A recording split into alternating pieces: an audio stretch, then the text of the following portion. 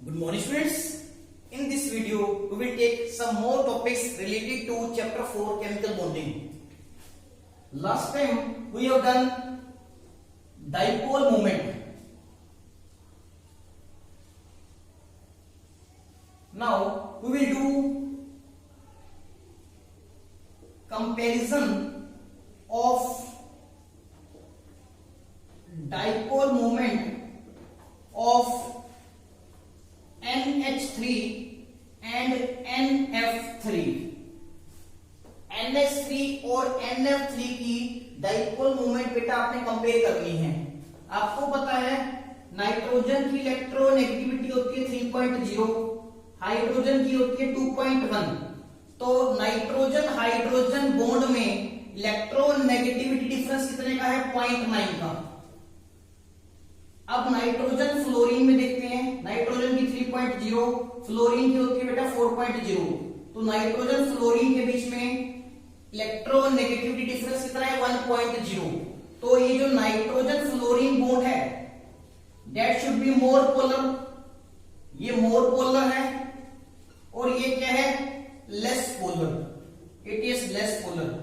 तो आपको ऐसा लगता है कि NF3 जिसमें नाइट्रोजन फ्लोरीन का बॉन्ड ज्यादा पोलर है उसकी पोलैरिटी ज्यादा होनी चाहिए, उसकी डाइपोल मूवमेंट क्या होनी चाहिए? ज्यादा, because dipole movement is a measure of polarity. Polarity जितनी ज्यादा होगी डाइपोल मूवमेंट उतनी क्या होगी? ज्यादा। मगर बेटा एक्चुअल में ऐसा नहीं है। NH3 की डाइपोल मूवमेंट जो है NF3 के कंपैरिजन में ज्यादा होती है। अब इसका रीजन क्या है? NH3 और NF3 दोनों की शेप बेटा सिमिलर होती है। दोनों के पास ही सेंट्रल एटम नाइट्रोजन के पास एक लोन पेयर होता है एंड शेप इज पायरामिडल। ये बेटा आपको आगे करवाएंगे शेप्स। पायरामिडल शेप होती है, एंगल होता है 107 डिग्री। सिमिलर शेप किसकी है बेटा? NF3 की पायरामिडल शेप। अब आपको पता है डाइपोल मूवमेंट की डायरेक्शन होती है from positive end to negative end. तो ये है पॉजिटिव एंड, ये है नेगेटिव एंड, क्योंकि नाइट्रोजन की इलेक्ट्रोनेगेटिविटी ज्यादा है, ये नेगेटिव एंड बनेगा। तो नाइट्रोजन हाइड्रोजन डाइपोल मूवमेंट की डायरेक्शन होगी टुवर्ड्स नाइट्रोजन, यहां पर भी टुवर्ड्स नाइट्रोजन और यहां पर भी टुवर्ड्स नाइट्रोजन। इन तीनों का रिजल्टेंट बेटा अपवर्ड्स आएगा। इन तीनों बॉन्ड मूवमेंट्स का जो रिजल्टेंट होगा दैट विल गोज अपवर्ड्स। इस केस में नाइट्रोजन और फ्लोरीन में से, क्योंकि फ्लोरीन की इलेक्ट्रोनेगेटिविटी ज्यादा है तो फ्लोरीन के ऊपर पार्शियल नेगेटिव चार्ज आएगा, नाइट्रोजन के ऊपर पार्शियल पॉजिटिव चार्ज आएगा। तो इस डाइपोल की डायरेक्शन होगी टुवर्ड्स फ्लोरीन, यहां पर भी टुवर्ड्स फ्लोरीन, यहां पर भी टुवर्ड्स फ्लोरीन। ठीक है, इन तीनों का रिजल्टेंट कहां पर आएगा? नीचे। अब आपको ऐसा लगता है क्योंकि नाइट्रोजन फ्लोरीन बॉन्ड ज्यादा पोलर है तो इस रिजल्टेंट की वैल्यू ज्यादा आनी चाहिए as compare to this resultant, और डाइपोल मूवमेंट ज्यादा किसकी होनी चाहिए? NF3 की। मगर एक्चुअल में ऐसा नहीं होता बेटा। इस केस में हम लोन पेयर मूवमेंट भी कंसीडर करते हैं। Lone pair movement means dipole movement due to lone pair. इस केस में ये है नाइट्रोजन, नाइट्रोजन का न्यूक्लियस, और ये क्या है? Lone pair means electron density. और आपको पता है डाइपोल मूवमेंट की डायरेक्शन कहां पर होती है? From positive end to negative end. Nitrogen क्या है? पॉजिटिवली चार्ज न्यूक्लियस है, और ऊपर क्या है बेटा? Lone pair means extra electron density. तो एक लोन पेयर मूवमेंट भी आएगी जिसकी डायरेक्शन होगी टुवर्ड्स द लोन पेयर। ठीक है, लोन पेयर मूवमेंट है जिसकी डायरेक्शन है टुवर्ड्स द लोन पेयर। इस केस में भी लोन पेयर मूवमेंट की डायरेक्शन होगी टुवर्ड्स द लोन पेयर। अब इन दोनों मॉलिक्यूल्स को केयरफुली कंसीडर करो, केयरफुली आप ऑब्जर्व करो। तो देखो क्या हो रहा है, यहां पर ये जो रिजल्टेंट आ रहा है इसमें ऐड कर रहा है ये dipole movement and loan pair movement, क्योंकि सेम डायरेक्शन में है दे विल एड अप, दोनों ऐड होंगे। इस केस में चाहे इन तीनों का रिजल्टेंट ज्यादा है मगर डाइपोल मोमेंट की जो डायरेक्शन है वो अपवर्ड्स है, क्लियर है? ये दोनों एक दूसरे को क्या कर रहे हैं, अपोज कर रहे हैं। तो नेट रिजल्ट ये आएगा कि एक दूसरे को, क्योंकि ये पार्शियली कैंसिल करेंगे, कंप्लीटली कैंसिल तो नहीं करेंगे क्योंकि इनका मैग्नीट्यूड अलग अलग है, पार्शियली कैंसिल करेंगे। पार्शियली कैंसिल करने की वजह से NF3 की डाइपोल मोमेंट बेटा कम हो जाती है और NH3 की डाइपोल मोमेंट क्या हो जाती है, ज्यादा, क्योंकि इस केस में इनका रिजल्टेंट और lone pair moment same direction में है। So net result is that dipole moment of NH3 is greater than dipole moment of NF3। NH3 की dipole moment बेटा NF3 से क्या आएगी, ज्यादा।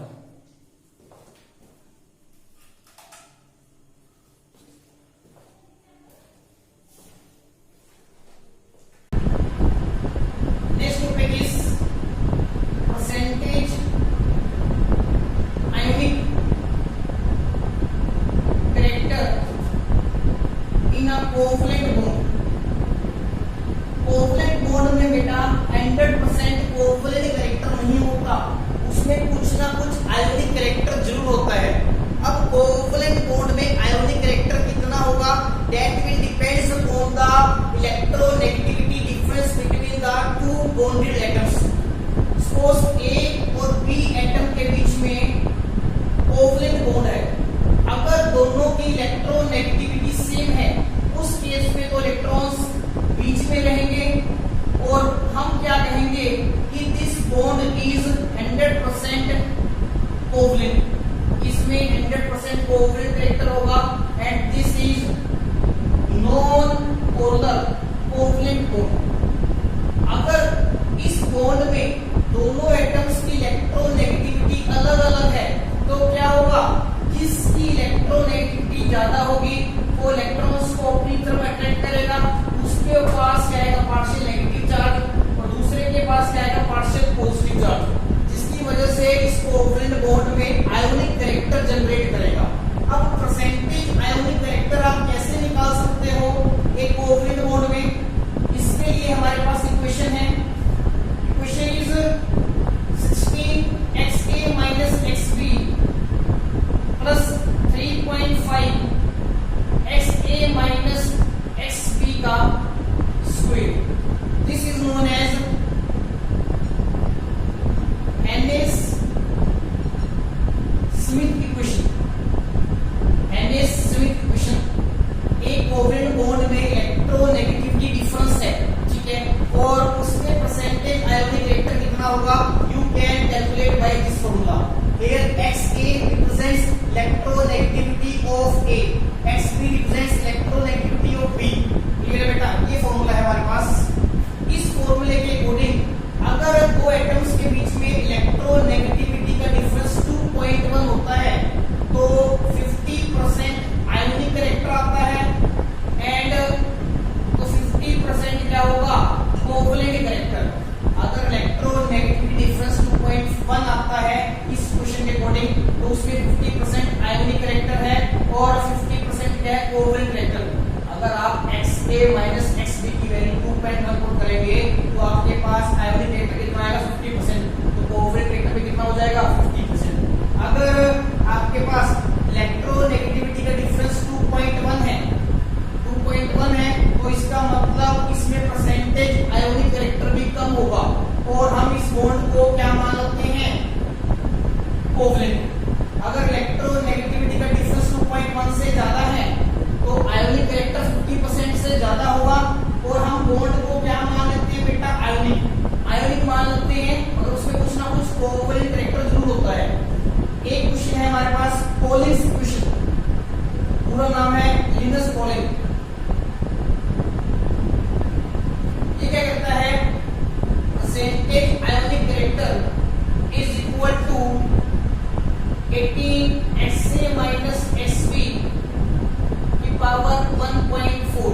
इसको आप अगर सोल्व कर लेते हैं आंसर आता है 0.33 Xa xb का स्क्वायर 1 प्लस 0.33 Xa xb का होल स्क्वायर। क्लियर है, ये दोनों इक्वेशंस बेटा सेम ही बताती हैं। This is Pauling's equation. Bond में परसेंटेज आयोनिक करेक्टर कितना होगा, you can calculate by this equation. Clear है? इस इक्वेशन के अकॉर्डिंग बेटा अगर इलेक्ट्रोनेगेटिविटी डिफरेंस 1.76 है, 1.76 समथिंग है, तो 50% क्या होता है, आयोनिक करेक्टर होता है, और 50% क्या हो जाता है, कोवलेंट करेक्टर। ठीक है, तो हम 1.76 के कॉरस्पॉन्डिंग 50% है, हम क्या करते हैं 1.7 वैल्यू ले लेते हैं।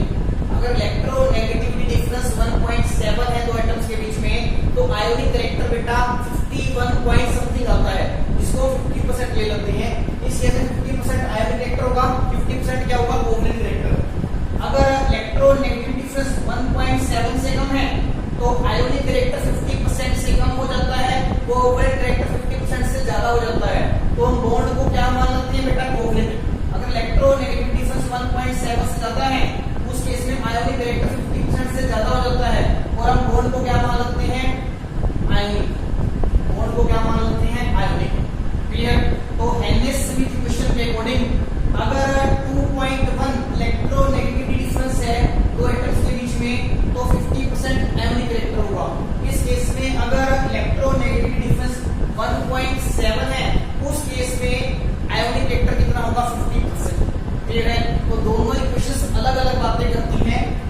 कल हमने डाइपोल मूवमेंट की हेल्प से परसेंटेज आयोनिक करेक्टर कैसे निकाला जाता है, हमने वो भी पढ़ा था। अगर हम HBr का HF का परसेंटेज आयोनिक करेक्टर निकालते हैं बाय हेनरी स्मिथ इक्वेशन, तो हमारे पास आता है अप्रोक्सीमेटली 43.043%। ये according to Henry Smith equation.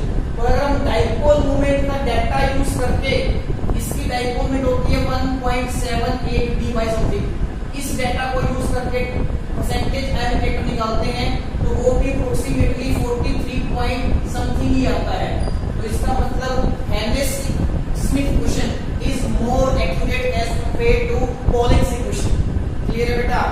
अगर हम डाइपोल मूवमेंट का डाटा यूज करके HF का परसेंटेज आयोनिक करेक्टर निकालते हैं, वो भी 43% समथिंग आता है। हेनरी स्मिथ इक्वेशन के अकॉर्डिंग भी HF का परसेंटेज आयोनिक करेक्टर कितना आता है, 43 पॉइंट समथिंग%। क्लियर बेटा?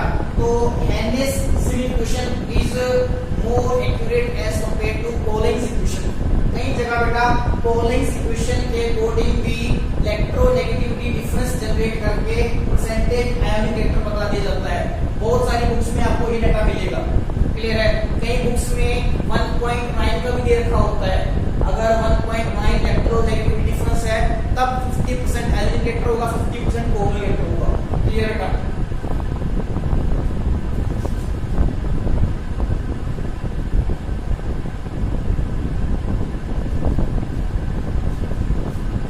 नेक्स्ट टॉपिक लेके चलते हैं बेटा, partial covalent character in an ionic bond. कोई भी बॉन्ड बेटा 100% आयोनिक नहीं होता, उसमें कुछ ना कुछ कोवलेंट करेक्टर जरूर होता है। अब कोवलेंट करेक्टर कैसे जनरेट किया है आयोनिक बॉन्ड में, हम उसको पढ़ते हैं। सपोज A और B के बीच में आयोनिक बॉन्ड है, तो आयोनिक बॉन्ड कैसे बना बेटे, A ने अपने वैलेंस इलेक्ट्रॉन्स को B को ट्रांसफर कर दिए, तो A के ऊपर क्या आया, पॉजिटिव चार्ज, B के ऊपर क्या आया बेटा, नेगेटिव चार्ज। इन दोनों के बीच में इंटरेक्शन हुई and we will get ionic bond between A and B। Clear है?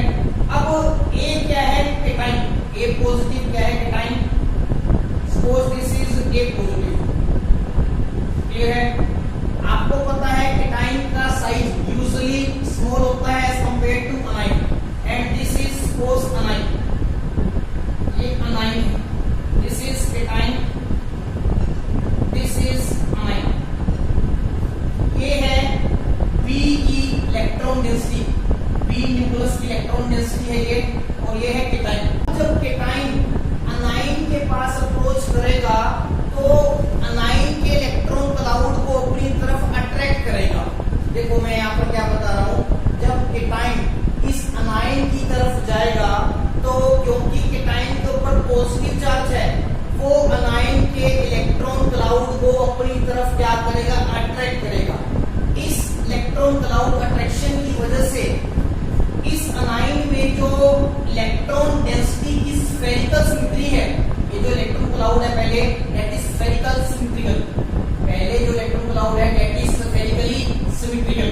अब जब केटाइन इसके पास अप्रोच करेगा वो इसके इलेक्ट्रॉन क्लाउड को अपनी तरफ अट्रैक्ट करेगा, तो इसकी वजह से क्या होगा, इसकी स्फेरिकल सिमेट्री डिस्टर्ब होगी, स्फेरिकल सिमेट्री डिस्टर्ब होगी। एक तरफ तो इलेक्ट्रॉन डेंसिटी ज्यादा हो जाएगी, एक तरफ इलेक्ट्रॉन डेंसिटी कम हो जाएगी। देखो पहले इलेक्ट्रॉन डेंसिटी स्फेरिकली सिमेट्रिकल थी, क्लियर।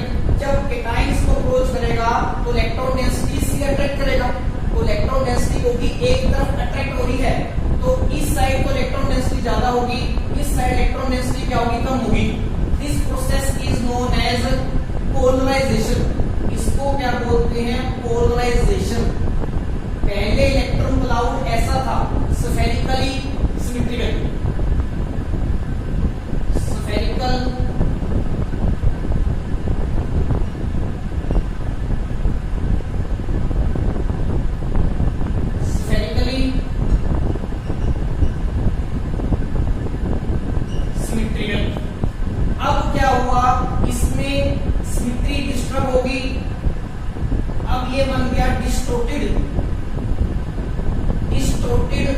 इलेक्ट्रॉन क्लाउड, इसका इलेक्ट्रॉन क्लाउड डिस्टोर्ट कर गया, डिस्टर्ब हो गया। एक तरफ इलेक्ट्रॉन डेंसिटी ज्यादा होगी, एक तरफ इलेक्ट्रॉन डेंसिटी कम होगी। This process is known as polarisation. इसको हम क्या बोलते हैं, पोलराइजेशन, या इसको न्यूट्रलाइजेशन भी कह सकते हैं, न्यूट्रलाइजेशन ऑफ चार्जेस। अब न्यूट्रलाइजेशन क्यों कहा है, पहले देखो क्या था, एक ही तरफ इलेक्ट्रॉन डेंसिटी क्या थी, कम थी, बी की तरफ इलेक्ट्रॉन डेंसिटी क्या थी, ज्यादा थी। एक केटाइन था, बी अनाइन था। जब केटाइन अनाइन को अप्रोच करेगा तो देखो क्या होगा, इसके इलेक्ट्रॉन क्लाउड को अपनी तरफ अट्रैक्ट करेगा। अब ये है बी का न्यूक्लियस, ये है ए का न्यूक्लियस, और बीच में क्या है, इलेक्ट्रॉन डेंसिटी। तो कोवलेंट बॉन्ड में तो यही होता है, ए और बी के बीच में अगर कोवलेंट बॉन्ड बनता है तो ये है ए का न्यूक्लियस, ये है बी का न्यूक्लियस, और बीच में क्या होती है, शेयर्ड इलेक्ट्रॉन्स की इलेक्ट्रॉन डेंसिटी। सेम यहां पर हो गया, ए का न्यूक्लियस, बी का न्यूक्लियस, बीच में इलेक्ट्रॉन डेंसिटी जनरेट होगी। इसका मतलब क्या हुआ, इस आयोनिक बॉन्ड में कोवलेंट कैरेक्टर जनरेट हो गया। The covalent character is generated due to the process known as polarisation. जितनी ज्यादा पोलराइजेशन होगी ए और बी के न्यूक्लियस के बीच में इलेक्ट्रॉन डेंसिटी उतनी ही ज्यादा जनरेट होगी, और कोवलेंट कैरेक्टर उतना ही ज्यादा जनरेट होगा in the ionic bond. Clear है। जब केटाइन अनाइन को अप्रोच करता है उसके इलेक्ट्रॉन क्लाउड को डिस्टोर्ट कर देता है, that is why neutralization of charges takes place, या आप कह सकते हो electron density takes place in between the two atoms A and B. Electron density A और बी के बीच में जनरेट होती है, जिसकी वजह से आयोनिक बॉन्ड में कोवलेंट कैरेक्टर इंट्रोड्यूस होता है। The process is known as polarisation. Greater is the polarization, greater is the introduction of covalent character in the ionic bond. अब हमारे पास एक साइंटिस्ट रहे हैं फाजन, इन्होंने रूल्स दिए हैं कुछ, that are known as Fajans rules. इन्होंने बताया है कि आयोनिक बॉन्ड में कोवलेंट कैरेक्टर किस किस केस में ज्यादा जनरेट होगा। अगर केटाइन का साइज छोटा है, अगर केटाइन का साइज छोटा है तो वो अनाइन को क्लोजली अप्रोच करेगा। केटाइन का साइज जितना छोटा होगा वो अनाइन के ज्यादा क्लोज जा पाएगा। क्लियर है। देखो ये दो बॉल्स हैं बड़े बड़े साइज की, अगर ये पास आती हैं तो कम सरफेस एरिया पे टच करेगी।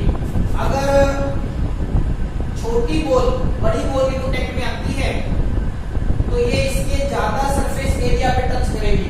क्लियर है। तो अगर केटाइन का साइज छोटा होगा वो अनाइन के क्लोजली अप्रोच कर पाएगा। इस केस में न्यूक्लियस के बीच में डिस्टेंस ज्यादा है, इस केस में अगर केटाइन का साइज छोटा होगा, न्यूक्लियस के बीच में डिस्टेंस कम होगा, ये वाला न्यूक्लियस इसकी इलेक्ट्रॉन डेंसिटी को इजीली डिस्टोर्ट कर पाएगा। केटाइन का साइज जितना छोटा होगा वो क्या करेगा, अनाइन को इजीली डिस्टोर्ट करेगा, क्योंकि वो उसके क्लोजली अप्रोच कर सकता है। अब की बात तो कोवलेंट कैरेक्टर ज्यादा होगा due to more polarisation. Clear. Similarly अगर अनाइन का साइज बड़ा है साइज बड़ा है तो क्या होगा, इसका अपने इलेक्ट्रॉन क्लाउड में होल्ड खत्म होगा। इलेक्ट्रॉन क्लाउड जितना बड़ा होगा, न्यूक्लियस सेंटर पे होता है, न्यूक्लियस से इलेक्ट्रॉन क्लाउड दूर जाता जा रहा है, तो न्यूक्लियस का अपने इलेक्ट्रॉन क्लाउड पे होल्ड क्या होगा, होल्ड विल बी लेस।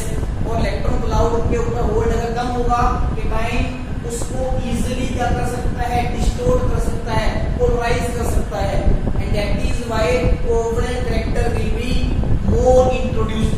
जितनी ज्यादा पोलराइजेशन होती है आयोनिक बॉन्ड में, कोवलेंट कैरेक्टर उतना ही ज्यादा जनरेट होता है।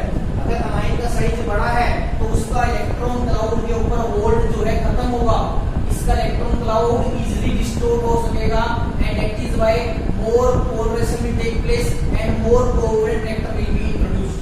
ठीक है, थर्ड है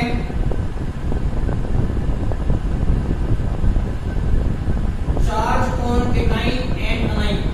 अगर केटाइन और अनाइन के ऊपर चार्ज का मैग्नीट्यूड ज्यादा होगा, उस केस में भी पोलराइजेशन ज्यादा होगी और कोवलेंट कैरेक्टर ज्यादा इंट्रोड्यूस होगा। अब इसको समझो, अगर अनाइन के ऊपर चार्ज का मैग्नीट्यूड ज्यादा है तो मतलब इलेक्ट्रॉन डेंसिटी ज्यादा होगी और उसकी इलेक्ट्रॉन डेंसिटी के ऊपर इलेक्ट्रॉन डेंसिटी के ऊपर होल्ड खत्म होगा। अगर केटाइन का मैग्नीट्यूड ज्यादा है चार्ज का, उस केस में उसकी इलेक्ट्रॉन डेंसिटी को अट्रैक्ट करने की पावर बढ़ जाती है। केटाइन के ऊपर चार्ज का मैग्नीट्यूड जितना ज्यादा होता है, उसका साइज उतना ही क्या हो जाता है, छोटा। अगर साइज छोटा होगा तो क्लोजली फोर्स करेगा, इलेक्ट्रॉन क्लाउड को डिस्टोर्ट कर देगा, पोलराइजेशन ज्यादा जनरेट होगी, कोवलेंट कैरेक्टर भी ज्यादा जनरेट होगा इन द आयोनिक बॉन्ड। तो अगर एक आयोनिक बॉन्ड में केटाइन का साइज छोटा है, अनाइन का साइज बड़ा है और केटाइन और अनाइन के ऊपर चार्ज का मैग्नीट्यूड ज्यादा है, उस केस में आयोनिक बॉन्ड में ज्यादा पोलराइजेशन जनरेट होगी and covalent character will be high. Clear है। फोर्थ रूल क्या कहता है, सीटो नोबल गैस कन्फिग्रेशन। सीटो noble gas configuration, simple noble gas configuration क्या होती है बेटा, NH2NP6। आउटर मोशन में 8 इलेक्ट्रॉन्स, इसको क्या बोलते हैं, नोबल गैस कन्फिग्रेशन। एक होती है सीटो नोबल गैस कन्फिग्रेशन। सीटो का मतलब होता है नकीब। सीटो नोबल गैस कन्फिग्रेशन होती है NH2NP6 ND10। This is pseudo noble gas configuration, means 8 electrons in the outer motion. NH2NP6 ND10 को बोलते हैं pseudo noble gas configuration, where N is outer motion. Clear बेटा। अगर केटाइन की सीटो नोबल गैस कन्फिग्रेशन है, उसकी पोलराइज करने की पावर ज्यादा होती है अनाइन को as compare to cation in simple noble gas configuration. हमारे पास दो केटाइन है बेटा, वन इज Na पॉजिटिव जिसकी कन्फिग्रेशन है 2,8, एक है Cu पॉजिटिव जिसकी कन्फिग्रेशन होती है 2,8,18। इसकी है सिंपल नोबल गैस कन्फिग्रेशन, इसकी है सीटो नोबल गैस कन्फिग्रेशन। तो केटाइन जिसकी सीटो नोबल गैस कन्फिग्रेशन होगी, उसकी इलेक्ट्रॉन डेंसिटी को डिस्टोर्ट करने की पावर ज्यादा होगी, उसकी अनाइन को पोलराइज करने की पावर ज्यादा होगी, and that is why in this case covalent character will be high as compare to above case. Clear है। अगर हमारे आयोनिक बॉन्ड में केटाइन का साइज छोटा है, अनाइन का साइज बड़ा है, केटाइन और अनाइन के ऊपर चार्ज का मैग्नीट्यूड ज्यादा है, केटाइन की सीटो नोबल गैस कन्फिग्रेशन है, उस केस में पोलराइजेशन ज्यादा होगी and covalent character will be high. Clear है। अगर केटाइन का साइज बड़ा है, अनाइन का साइज छोटा है, चार्ज का मैग्नीट्यूड कम है, सीटो नोबल गैस कन्फिग्रेशन नहीं है, उस केस में इतनी ज्यादा पोलराइजेशन नहीं होती और आयोनिक कैरेक्टर ज्यादा होता है, कोवलेंट कैरेक्टर बहुत कम होता है। क्लियर है बेटा।